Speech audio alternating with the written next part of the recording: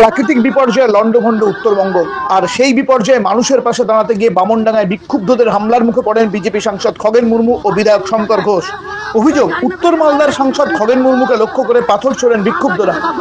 তার আঘাতে গুরুতর আহত হন সাংসদ, নিগৃহীত হন শঙ্কর ঘোষও। উভয়ই হাসপাতালে চিকিৎসাধীন। এই অবস্থায় দোষীদের গ্রেপ্তারের দাবিতে ও ঘটনার প্রতিবাদে রাজ্য জুড়ে পথে নামে বিজেপি। গির্জার মোড়ে জাতীয় সড়ক অবরোধ করে বিক্ষোভ দেখায় বিজেপি বহরমপুর সংগঠনের নেতাকর্মীরা।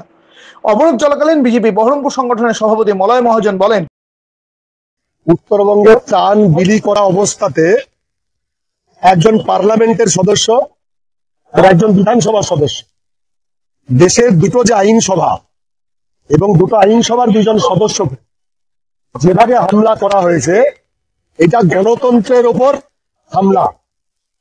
যেভাবে মমতা ব্যানার্জির প্রচ্ছন্ন মদতে ত্রাণ বিলি কার্যকে ব্যাহত করতে হামলা করা হয়েছে, যেখানে সরকারের উচিত পদক্ষেপ হচ্ছে দুর্গত বিপর্যস্ত মানুষদের পাশে দাঁড়ানো, সেইটা সরকার নিজে ব্যর্থ হয়ে যখন বিরোধী দল হিসেবে ভারতীয় জনতা পার্টি, সেই দল, তার বিধায়ক, তার সাংসদ, তারা যখন পাশে দাঁড়ানোর চেষ্টা করছে, তখন তাদের গাত্রদাহ হচ্ছে।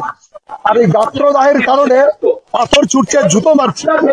এটা অত্যন্ত লজ্জার বিষয়। শুধু এরকম নয়, এইটা পশ্চিমবঙ্গের মানুষের জন্য চিন্তার বিষয় যে কোন সরকার চালাচ্ছে, কোন সরকার তারা বসে আছে, যারা দুর্গতদের পাশে না দাঁড়িয়ে যারা দাঁড়াচ্ছে তাদেরকে জুতো মারছে, তাদেরকে ঢিল মারছে, তাদেরকে রক্তাক্ত করছে। আর সেই জন্য আমরা মনে করি যারা আজকে এটা করছে তাদেরকে যত তাড়াতাড়ি ছুঁড়ে ফেলতে পারবো তত তাড়াতাড়ি রাজ্যের মঙ্গল আছে। ওই বিক্ষোভ কর্মসূচিতে উপস্থিত ছিলেন বহরমপুরের বিধায়ক সুব্রত মৈত্র। রাজ্যের মুখ্যমন্ত্রী মমতা বন্দ্যোপাধ্যায়ের ম্যানমেড বন্যা তত্ত্বের কঠোর সমালোচনা করে বিধায়ক বলেন, 15 বছরে এই মমতা ব্যানার্জি বলে চলেছে ম্যানমেড বন্যা। কিসের ম্যানমেড বন্যা? তাহলে ওনার সুনির্দিষ্ট মতামত নেই কেন? উনি এই বন্যা রোধ করতে পারছেন না কেন? বারবার একই কথা, ম্যানমেড বন্যা, ম্যানমেড বন্যা, ম্যানমেড বন্যা। তার জন্য আমরা বিরোধী দল হিসাবে আমরা যাবো না মানুষের কাছে, আমরা মানুষের কাছে পৌঁছাবো না। ওই জায়গা আমাদের বিজেপির এমএলএ পুনা ভাঙড়ার নাগরাকাটা, সেখানে আমাদের মুখ্য সচেতক শঙ্কর ঘোষ গিয়েছিল। কি অপরাধ করেছিল? কোন অপরাধ তো করেনি। তার জন্য জিহাদিদেরকে দিয়ে তারপরে অত্যাচার, জুতো মারা, লাঠি মারা, গাড়ি ভেঙে দেওয়া এবং সর্বশেষে খগেন মুর্মুর উপরে পাথর ছুঁড়ে মুখ হাত পা ফাটিয়ে দিয়েছে।